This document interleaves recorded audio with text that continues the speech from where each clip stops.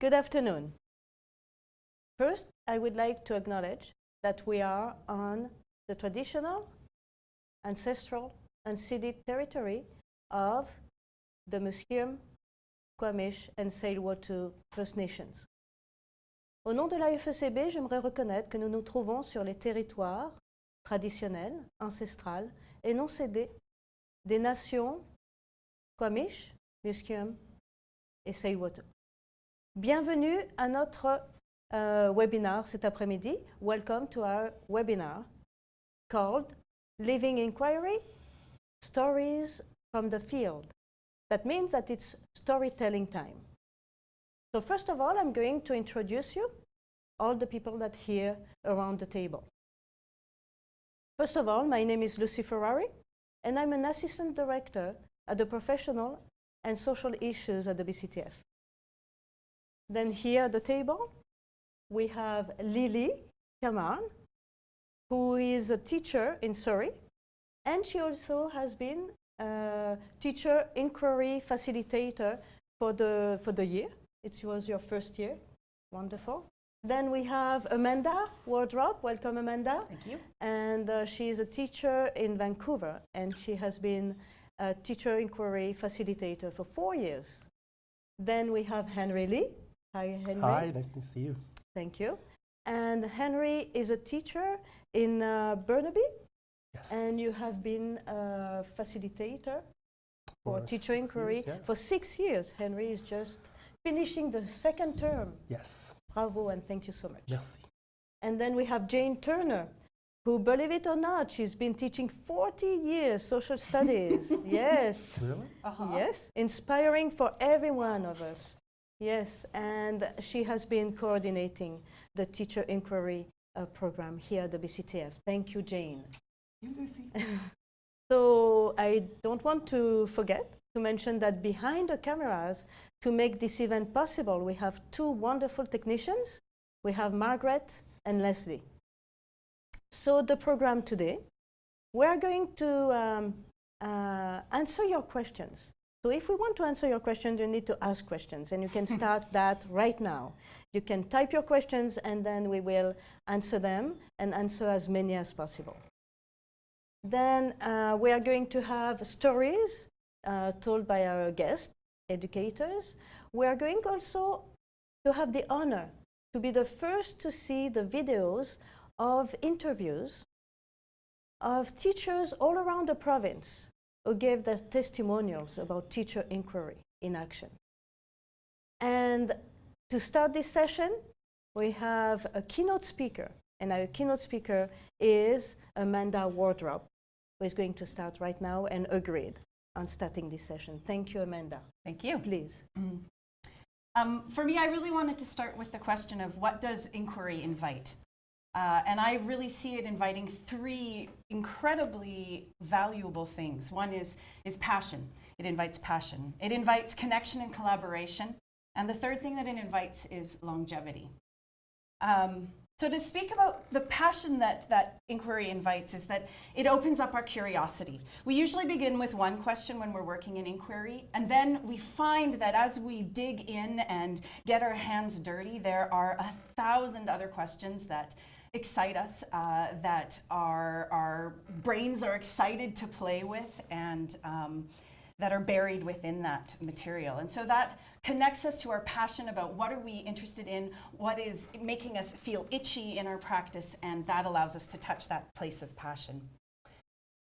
It also allows us, inquiry, that is, also allows us to reach into what matters in our practice. And sometimes we feel like what matters is so small that it can't really be that important. But these inquiry projects and this kind of work allows us to really value those small things as well as the larger pieces.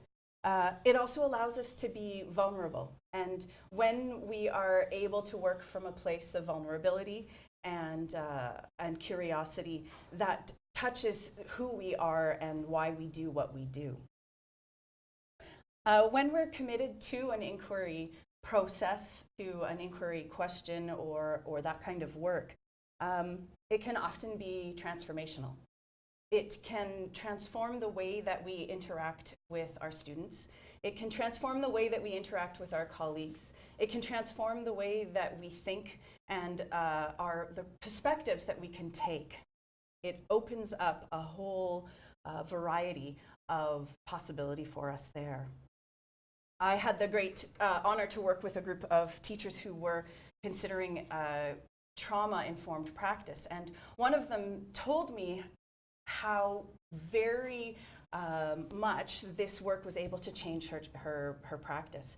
She would walk into the room and she would see the students and the way that they were behaving and the words that they were using through this lens of trauma-informed practice.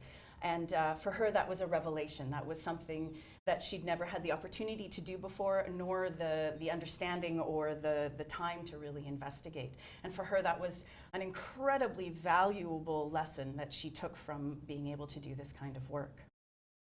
I think that when we get excited, when we see these new opportunities, when we see these new perspectives that become available to us, these new ways of working that are offered to us when we do work in an inquiry kind of way. So it touches that passion and it reignites it for us. The second thing that I wanted to talk about in terms of the inquiry work and what does it invite is that piece of connection and collaboration. It's really easy in our day-to-day work with our students, problem solving, managing all of the paper and all of the things that need to be managed, to feel isolated and not connect with our colleagues, and sometimes even not connect with our students. And so working in an authentic and active inquiry way allows us to really reinforce those connections. The BCTF model of teacher inquiry always has a group of colleagues working together with a facilitator. And so that facilitator I see as having a role where they hold the structure. They become the skeleton for the work that is going to be happening, which actually releases the inquirers into a space where they can connect and they can speak with each other and to each other in a very meaningful way. It is very rare that we have those opportunities when we're passing in the hallways, and to actually have that time put aside and held almost sacred allows us to really connect with our colleagues in a meaningful way about practice. This work is always collaborative, and our colleagues become compassionate and critical friends. So they really understand our context, they understand our struggles and our questions and our vulnerabilities, and they understand that we're taking huge risk when we open ourselves up and open up our practice to this kind of questioning. So they're compassionate for us, but they are also critical because they ask us to do more and to do better and to ask deeper questions and to connect back to what really matters. And there have been so many stories of the people that I've had the opportunity to work with where that is the thing that they take away from this work as being so incredibly important to them, that they no longer feel isolated and disconnected in their practice. They in fact feel supported and engaged because of the connections that they have solidified basically with their colleagues. Really excellent inquiry work also allows us to connect to research and to broader ideas and different places and different ways of being.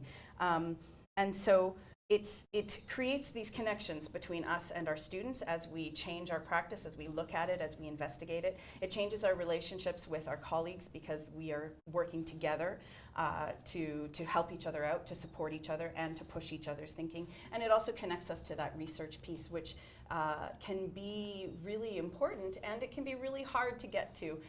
Again, we're busy. We have a lot of problems that we're trying to work on all at the same time. I had the good fortune of working with a group for 2 years, and they became so committed to working together and that sort of collective problem solving that they made sure that for the next years they had already scheduled all of their professional development days to line up in order to be able to continue that work and grow those connections and that collaboration. The third thing that I think Inquiry really allows us to push into is a sense of longevity.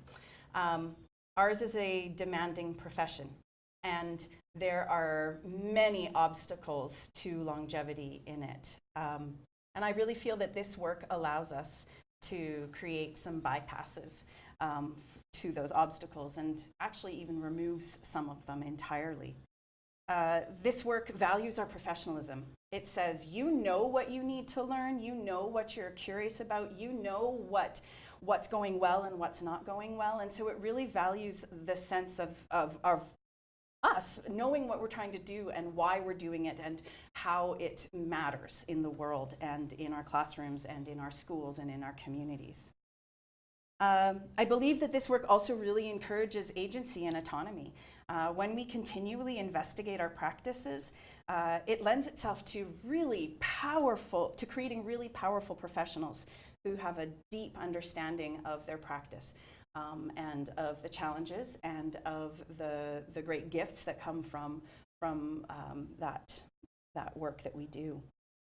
I believe that the Inquiry also allows us to reinvest in our practice when we feel engaged, when we feel connected, when we feel that the work that we're doing is valuable and valued. It allows us to reignite those passions, and that goes back to my very first point. Did you see how I did that? Whew, Inquiry. So Inquiry really allows us to do that kind of work. It opens up spaces that are generative and allow us to be vulnerable and take risks, that allow us to have fun and connect and come back to what is important to us in all ways, in all manners. I'm going to finish this little piece with a poem I wrote about teacher inquiry. The nucleus of the work lives in the soft tissues between brain and heart. It moves, dances in those places, pulling on heartstrings and playing with thoughts. It creates connections within and without. The work grows, seemingly of its own accord, rooting itself deeply with branches reaching up and out, full of bright green growth, buds and blossoms. I am alive in it, and it is alive in me. My heart pushing and pulling my thinking, asking it to stretch over and over. And, to its credit, my thinking develops stretch marks, silvery and delicate to accommodate. In this work, I am invited to touch, to explore, to dig, to ask, and I am safe and I am vulnerable. I become available to every possibility and come to find the ones I will carry with me and offer the souls I guide. In this work, I see and am seen. I listen and am heard. I am present, and it is a gift. I am held to account, not from the outside, but by my curiosity, my intention, my commitment. I ask myself, and am asked by those on the journey with me, the questions that beg answers, the questions that require articulation, rewording, reconsidering, reliving, and that rarely allow quick answers. My colleagues' small and large acts of bravery amaze me at every turn in this work. Their commitment, their drive, their understanding. And so I have hope. And then I have more questions and ever more work to do. Thank you. Thank you very much, Amanda. Wow, that was really special. Thank you.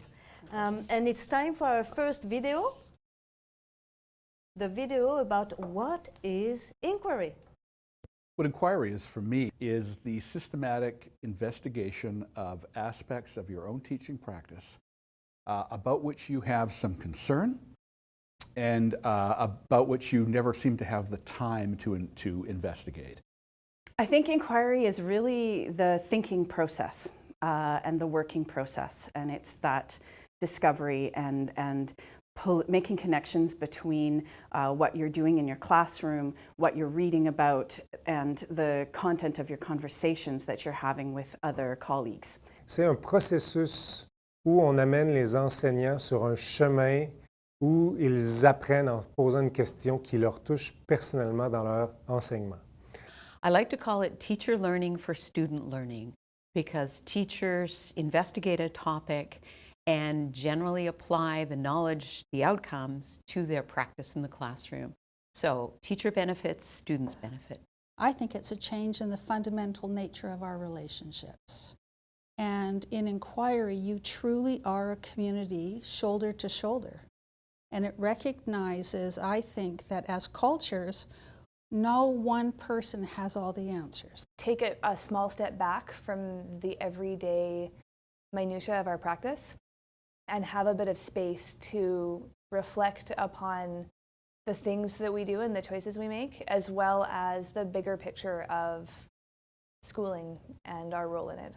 Inquiry is an opportunity for teachers to pursue a passion or interest with a group of like-minded individuals or colleagues. We look within ourselves and we look within our classroom experience and within our students to find what works in order to improve student learning.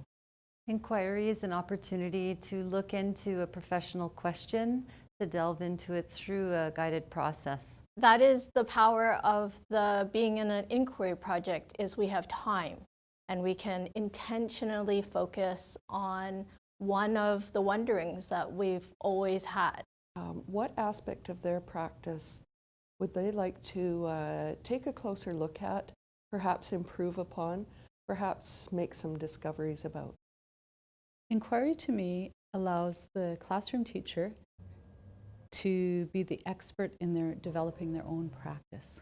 So we have a question from one of the people watching right now, and the question is from Christine, who asks, what is the simplest way to approach inquiry if you haven't done much of it before? And it's for English secondary. Who would like to answer the question? The Henry? the simplest way to do inquiry, well, I think the simplest way is to just get started.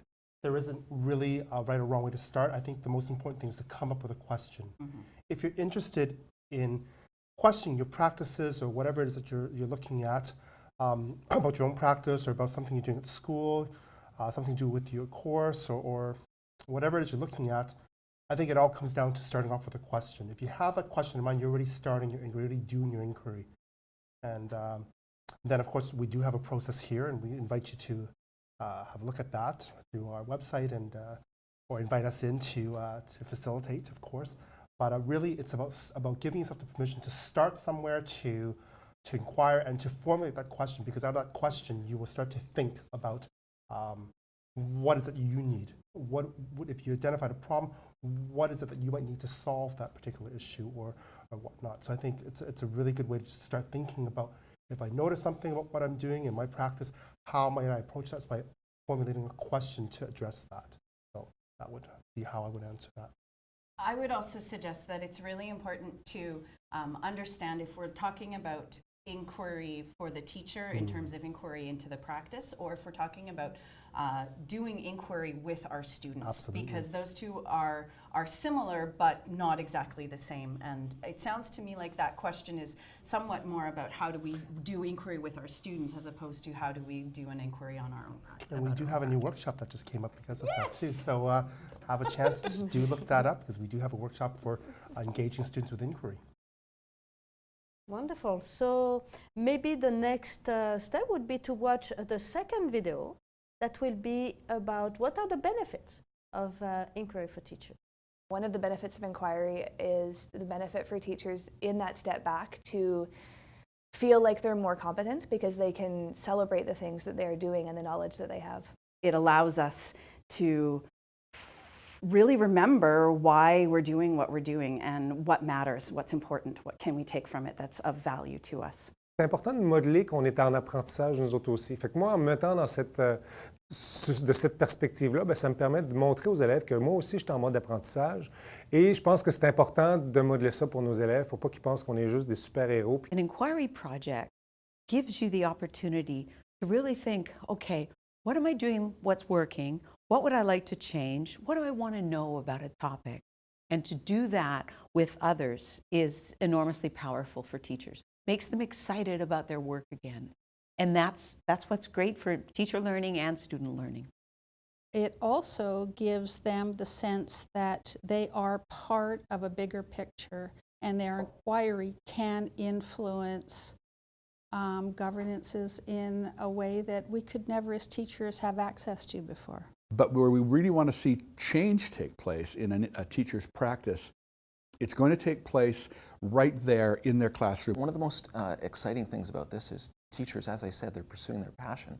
And teachers love to teach their passion, so they do it in their classrooms. What happens eventually is that they want to share their success stories. So it's a chance for teachers to leave the isolation of their classroom and work together as grassroots intellectuals, where they can ask the complex questions that they have, and they can engage in deep and structured conversations. I think it gives us the opportunity to have discussions with others and also to pursue an area of interest that we ourselves are seeking answers to. We've encouraged them and supported them to try something different in their teaching practice. And I think that they come out of an inquiry process feeling very successful and confident about what they've done. And teachers are so enriched just by having professional conversations with each other. We have many professionals, and we read books, and we go to seminars, and people are often giving teachers in their classroom advice on how things should be, but really, who knows that situation best other than the classroom teacher? Well, now we have new questions from people watching. A question is from Jen, and her question, thank you, Jen. And the question is, do you think that participating in collaborative inquiry is related to teacher well-being? I think absolutely. It's an amazing opportunity to feel valued, which really helps in the well-being of teachers. I think as teachers, we often have natural curiosity, and we wonder about a lot of different things.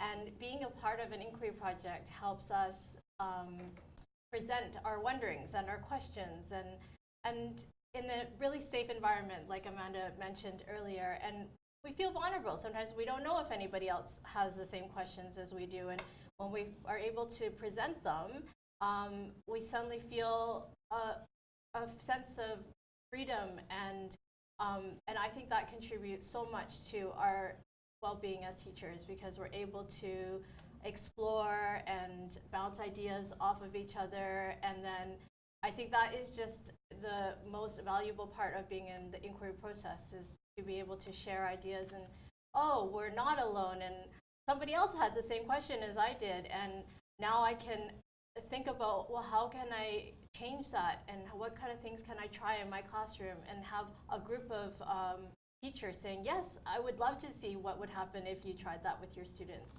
I think that all contributes to the well-being of a teacher. I would say where I talked about passion, connection, and collaboration and longevity, those three pieces are huge in terms of our ability to be well at work, and therefore to bring our best to our profession and also to our students with whom we are working. So absolutely, being able to engage in this kind of learning and working helps significantly with our well-being. For me, I think all the last 6 years that I've been on PQT projects, the one thing I keep hearing time and time again is that our members tell us, the teachers tell us, how valuable it is to have that time. Mm-hmm. The time to reflect, the time to collaborate, the time to work together, even the time just to speak to each other in a room so that they can connect.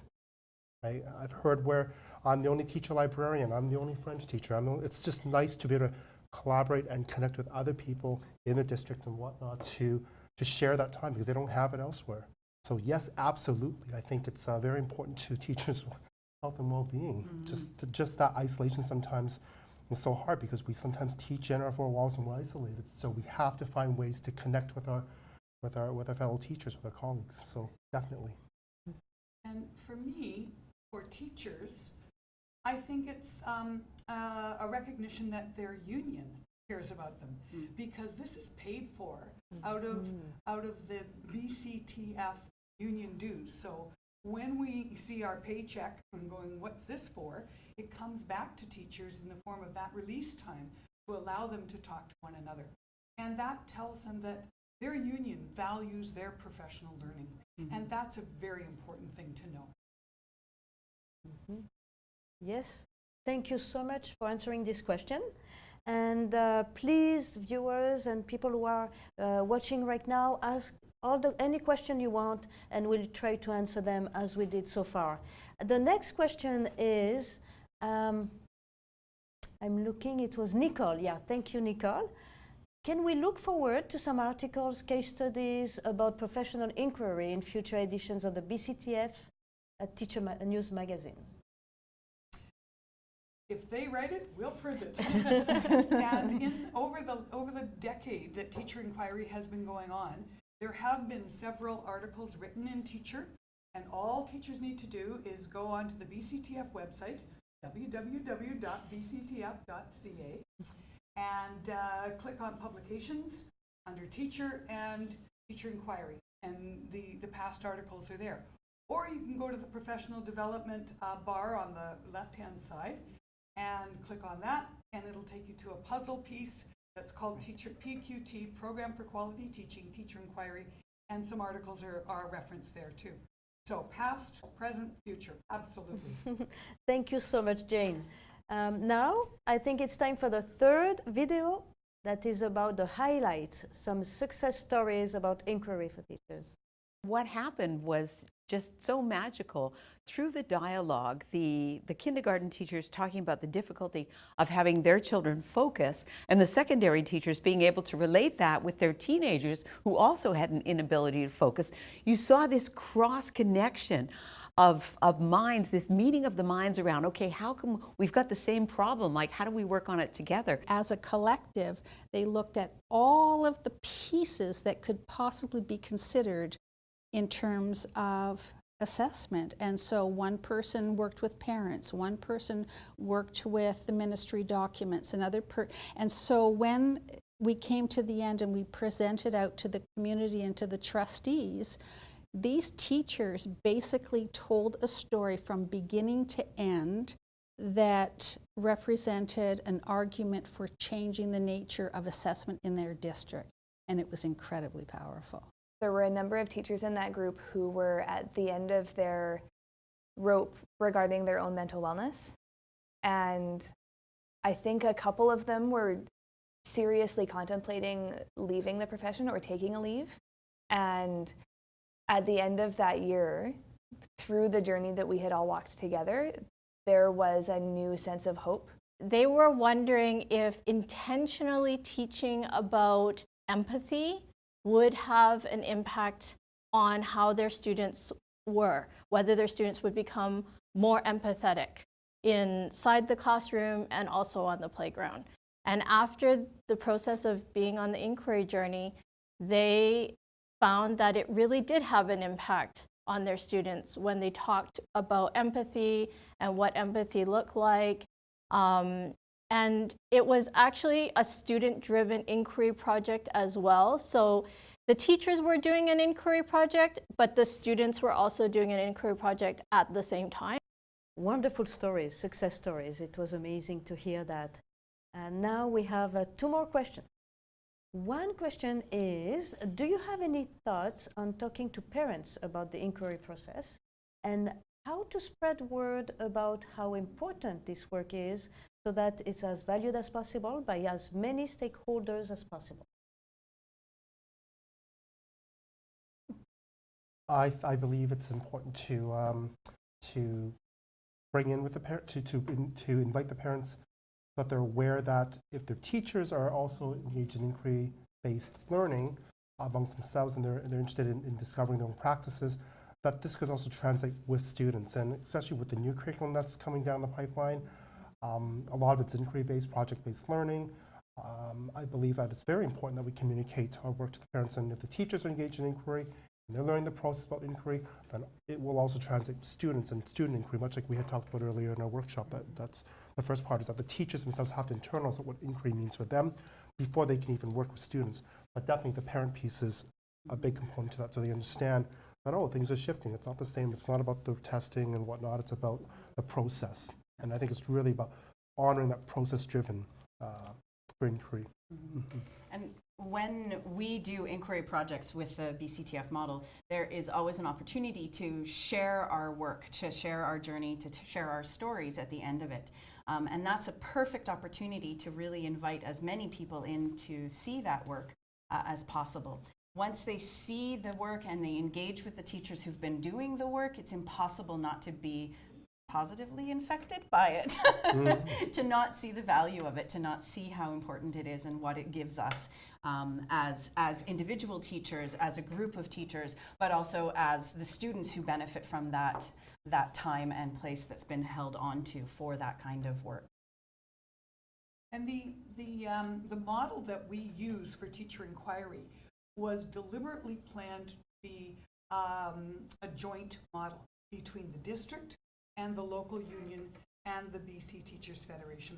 So when we do a teacher inquiry in a school or in a local, the district's well aware of what's going on, and in fact is a participant in the fact that they've approved it, they've helped support it, they've helped pay for it. Mm-hmm. So that broadens it out and broadens the base of understanding of what's going on. Mm-hmm. I agree. I know that with one of the inquiry groups that we worked with, Henry and I, with the Sea to Sky District, they did an inquiry project on changing mathematical mindset of the students. And it involved changing the way they taught math, essentially. And it became a situation where they had stations, and it didn't even seem like math to the students. So there definitely needed to be clear communication with the parents about what math is going to look like this year in their class, and having that communication with the parents. And we are doing an inquiry on math, and we want to change the way the students think about math and having more positive feelings towards math. And having these stations, I think it definitely showing the parents what it was like in that classroom, it definitely was great, because it just opened up the inquiry project to everyone that was affected and involved. Right, so the next question. How do we as teachers keep ourselves accountable in terms of being active participants in inquiry for ourselves or students without letting the business of the school year bog us down? Well, the school year is definitely busy for teachers. And that is a really good question, because I have been asked, well, why should I do inquiry project? I am so busy with so many other things. You know, an inquiry project is, for a lot of teachers, is just one more thing to do, one more project, one with something that's going to take them in the classroom. But from what I have witnessed as a facilitator, I have seen just such amazing transformational things that have happened with teachers, that it's almost, the question isn't why should I do it, but why wouldn't I do an inquiry project? Because it really, really gives you time, like Henry said, it gives us time to think about the questions that we've always really wanted to think about, and to really think about our practice and how we can try something new. And it's not an event. It's not something that we're going to do the inquiry and then at the end of the inquiry it's over. From what I've seen, that's not how it happens. We work on an inquiry and then it transforms the way we are, and that transformation becomes a journey, and it's a journey, and it goes into our teaching practice after the inquiry project is officially over. It has impacted us, so it impacts the way we teach from that point on. Inquiry is such a deep process that if you take that leap and enter into it, it's very hard actually often to not hold yourself accountable to it, I think. And again, it touches that point of passion and that connection and allows us to have longevity within our profession and within our career. And I also think that because of the model, we are given release time, and that holds us accountable often also. Because it is so easy to get bogged down by all of the things that we need to manage over the course of a school year, that it's virtually impossible unless we honor the time and honor the commitment that the teachers are making to doing this kind of work by providing them with some release time. All right, we're done with this question. So next question. I am interested in helping my staff to understand I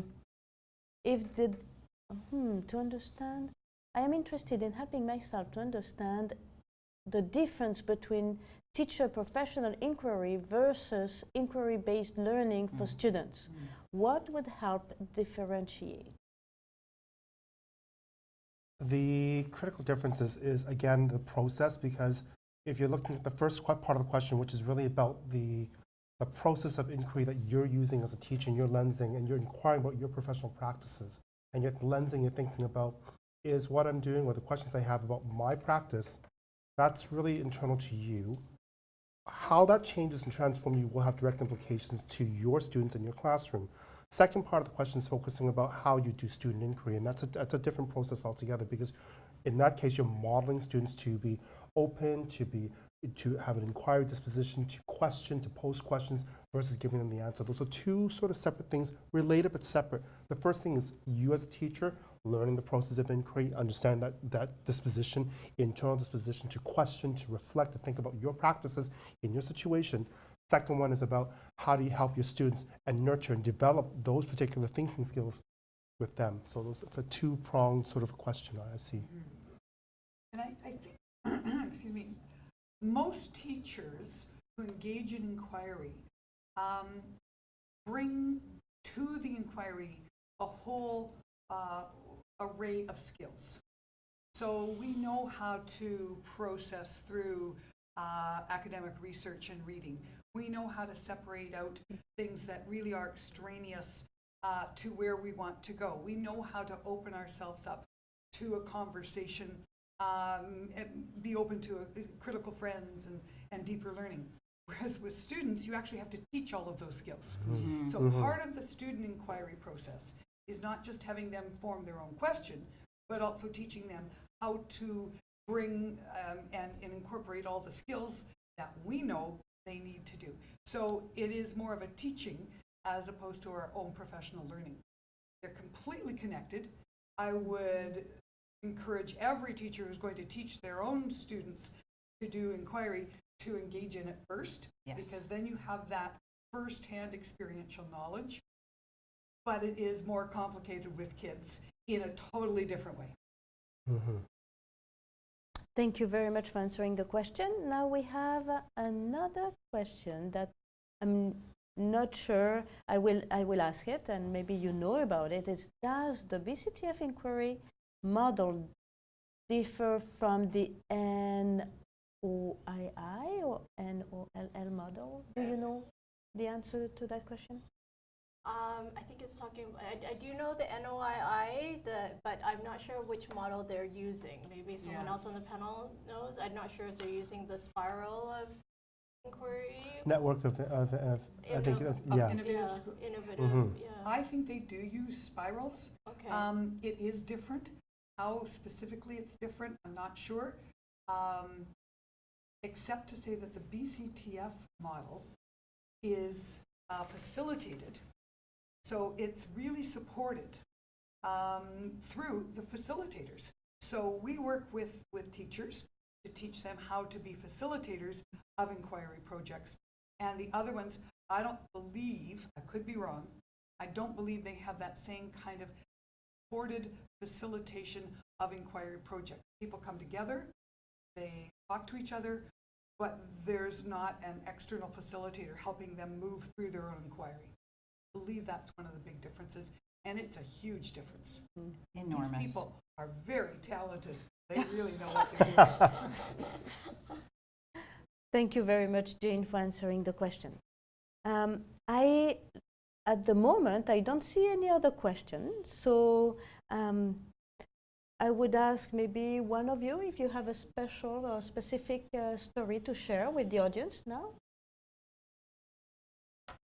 Well, for me, I think how I came to Inqury was really interesting because stepping in front of a group of teachers who I think in one way, years ago when they first were talking about Inqury projects, many of them were like, I just really want to be given a package and I kind of just want to do Inqury. And I remember at our training sessions, like, well, you got to avoid teachers, they kind of want to walk in, they have a package and it's done, and you got to avoid that conversation gently, because it is fear, and it's really about how do you address that fear, and then also how do you address giving permission back to the teachers. So for me, that was a big shift in seeing that happen, that process. And a lot of teachers actually initially were frustrated, especially our sessions comprised of 6 sessions, and I think between session 1 and 2 where you start the Inqury, you talk about a little bit about the Inqury, you give them some readings, and sort of we talk about different types of Inqury. Many times I think that a lot of teachers were like, I just kind of want you to tell me what Inqury is. And I keep telling them, I said, you've got to just let the process go. You have to trust the process. And I told them, I said, you're going to watch them struggle with this because it's a little different. Because a lot of us just want the quick and dirty kind of, here it is, here's a package, and let's just go ahead, and I want to do that. Instead, I keep telling them, you need the time. We have the time. This is why we're released here, so we can work through these protocols, these particular processes to unpack some of the readings, some of the vocabulary surrounding Inqury, the mystification of it. And it does take that shift. It's a shift. It's a complete mind shift to go, oh, so I'm not going to do Inqury. I'm actually going to think about Inqury for a while and let it sit. And every time, it doesn't matter which session it is, it's always first 1 or 2 where some people are like, I'm just not ready for it. I'm like, that's okay. But it's also taught me to realize that as a facilitator, if they're not ready for it, it's okay, but at least there's a seed. And some of the questions was, well, some people were interested in my staff, but they're not, and some people are wondering what I'm doing, and I'm not. I said, it's okay. You start somewhere, you have your group meetings, you have it in the staff room, wherever, and some people might say, go, what's going on here? You talk to them about it, and they're interested, and there's buy-in, right? So I think it all starts from, for me, the Inqury is really adopting it small, starting small, thinking about the thinking, and then other people get interested because then there's excitement that builds, and then they jump on a board. But it's really a dispositional shift I see in teachers all the time. And then my session 5, like, oh, Henry, I totally get what you mean. You're right, you couldn't have told me what it was. I had to actually work through this myself. It was a process that I get now. It's not like I can just do this. And then they're like, you know what, because I went through this process of figuring out, reflecting about what Inqury is, now I think I'm in a better position to actually think about how that might translate for my students. And I think we've had many conversations with teachers about that, right? So very, very interesting. So that's kind of what I would think, yeah. I'm going to interrupt. Thank you so much, Henry. It's very generous of you to share. So we have a question from Jen. How is teacher inquiry related to teachers having the time, space to connect theory and practice? Intimately linked. Because when we're working in Inqury, we really get the opportunity to dig into the things that we want to, we're interested in looking at. And so we have some fabulous resources here at the BCTF in terms of getting access to articles or whatever it might be, whatever sort of theory-based writings we're looking at. And bringing those into the sessions and having that opportunity to work with those materials if that's what we are choosing. And it's a great way to carve out that space, in fact, because there is a lot to do, and so having some space to do that is hugely valuable. I think that the model allows teachers over the period of a school year to ask questions about their practice, to do some research, to do some reading, to get some information, then apply it. It's called action research in their classroom, so they, it's embedded in their work, And then they come back and they get to talk about it. What happened? This is what I read. This is what I saw. And they put it together. And this happens over time. And, you know, we're so used to what I call the one-shot workshop, what Henry was referring to of, okay, I've got an hour and a half, give me the answers. It's what we do. We're teachers. We're really busy. And this gives us the gift of time to think about things, to try it out, come back, to speak to one another, to think more deeply, to go try it out, and back and forth from October to June, supported by facilitators and by the BCTF. What I think was really interesting, what you just said, was the fact that even the teachers in the Inqury group, some of them didn't even talk to each other in the same schools, just because they're so busy. But now that they're in this project together, it gave them that chance to go, hey, let's connect, or you have similar issues in grade 7, or I'm in grade 1. Even though we teach in totally separate grades, but the issues are similar. Why didn't we talk earlier and find those connections? I think was so fascinating that we saw. Remember, just seeing that connection weave in and out. So fascinating. So I would like to let you know that since we started the webinar, actually the people who are watching are interacting. Oh, yes, there are people just answering. It's wonderful. Their own inquiry group. Yes, it's very active. So I don't see any new questions, so I will maybe ask Lily, do you have any story, a special success story to share with us? Well, absolutely. I was just thinking when Henry's talking as well, is one of the things that we're often asked, I think, as facilitators is, well, at the end of the inquiry, what do we need to have?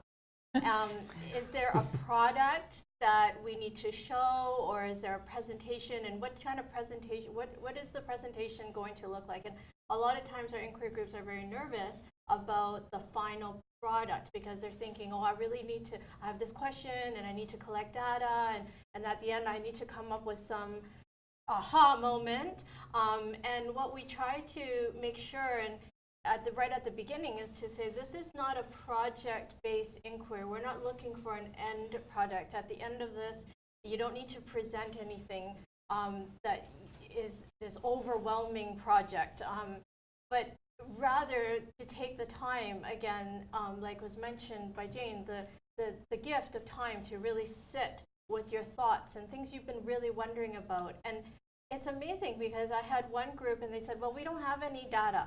All we have are these stories of students telling us how what they've been teaching has impacted them.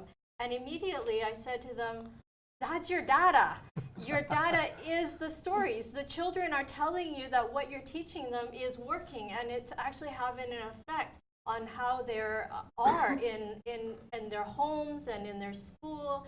And then they just were like, oh, and it's interesting because I think as BCTF facilitators, that's what one of the positives is, that we're here, you can bounce ideas off of us, and we're able to point out things that you had all along. You had the data all along.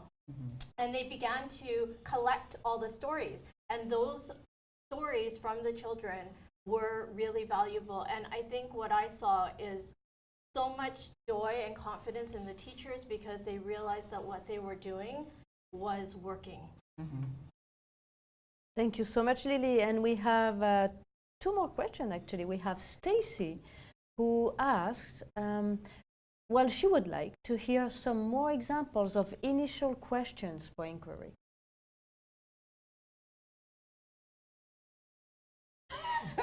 The initial questions usually tend to be very broad. A lot of the questions that we're seeing recently are about the core competencies and how do we handle that? What does that mean? What does that look like? What can we do about that kind of work? We're also seeing a lot of questions, I would say, about how do we meaningfully and authentically integrate to the Aboriginal ways of learning and content. So they're often very, very broad like that, and then our work as facilitators and as group members is to pull those down and parse the threads and figure out what is it exactly that you as an individual are particularly interested in. That's not an example of a specific question, but well, some of the questions I've seen over the years would be like pedagogical documentation using Emilia Reggio. I've seen things, questions about how does outdoor education implicate behavior changes that are positive in my classroom, which we saw up in Squamish and also in Prince Rupert. Incidentally, the two groups actually asked very similar questions. Different context, and it's very fascinating because outdoor education being very important. In the Rupert context, just talking about, they had a context where the students were disconnected from the environment because of the geographic zone. Even though they're out in the nature, they just couldn't access it. And then a very different context when we were in Squamish. So lots of questions regarding outdoor education. I also had questions about how do we create networks within our district, because I'm a teacher librarian in one school, and there's just no way of connecting. So lots of work about connections and forming connections, and so lots of really interesting questions, structural questions too. I've had. And I worked with my student teachers at Simon Fraser when I was a faculty associate and had them do an inquiry question, and they were everything, as you can imagine, including how do I work with this particular child who had a learning disability, and the student teacher wanted to find out how to teach a student with autism. That's where she began. The question got refined over a period of time, but it's everything. The questions are as broad and as big as the incidents in front of us. Yeah, a lot of the questions I find starts with, they came in with questions about, I want to do this with the students, but then as it got refined, it ended up being about how is it that I need to change my disposition, or requirement, what I need to change about myself to do this work with the students. And so a lot of it started out with focusing on students, and then they realized that they didn't have that capacity to do that yet, because they need to internalize it themselves first. So it was very interesting shift, and the teachers think, oh, I got it. Then now they can implement. And I think that for our inquiry process, the model of the BCTF, it's actually embedded in our process that you will start with one question and end with another one. And that's just fine. Absolutely. It's part of the process. Part of the process. Yes. Well, we have another question. Is, let's see, let me look a minute. What would you say to a teacher who is feeling curious about professional inquiry, but not sure where to start? Another is, Henry and Jane, some of the teachers who might come work with us if we apply for participating in the program for quality teaching. And some of the Are we some of the people who might work with yes, them? Okay. Are Amanda, Lily, Henry, and James some of the teachers who might come work with us if we apply to participate in the program for quality teaching? Yes, they Sorry, will Nicole, be for sure. it took me some time. I did it. Amanda and Lily are returning facilitators, so yes, I'm going to be a facilitator next year. I'm very excited about this. I've been administering the process, but now I get to go out and facilitate.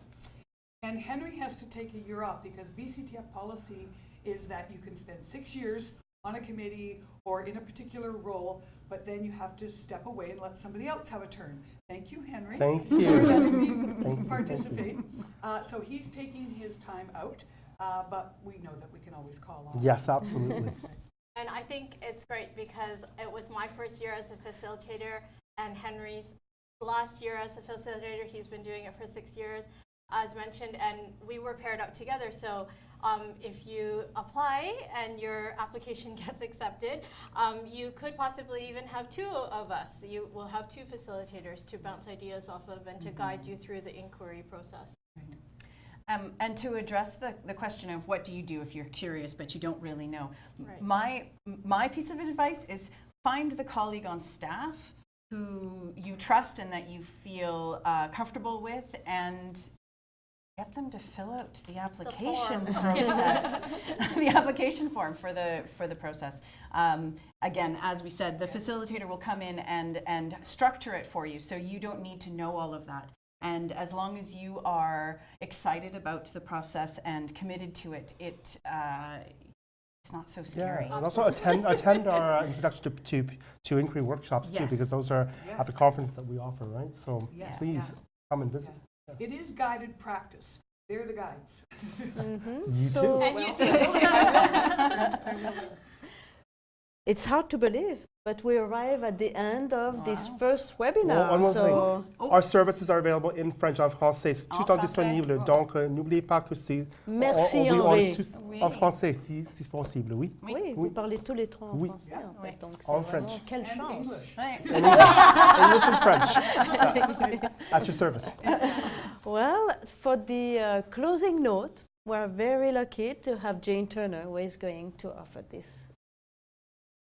Well, you can imagine how exciting and dynamic this program is. It is also rooted in really good research. We know that great professional development has common characteristics. First of all, it's teacher-driven. And what's more teacher-driven than asking your own question? The second requisite for really great and effective is that it's sustained over a period of time, which is how our model has been created. It happens over a school year. And we know that it's really important that it be supported by outside sources, money involved, and we have that for you as well. It's important that any professional learning is embedded in your practice. And so again, the way the program is set up is absolutely embedded in the work that you do in the classroom with your students to whatever degree you're comfortable with. And finally, great PD, effective PD, has an impact on teaching and learning. And as you heard from the stories, this is what happens with Teacher Inquiry. So thank you. Thank you, Lucy. Oh, thank you. Merci. Thank you. Merci, Merci à tout le merci. monde. Lily, Amanda, and Henry. It has been a pleasure working with you this year. Thank you. Thank you, Jane. Thank you.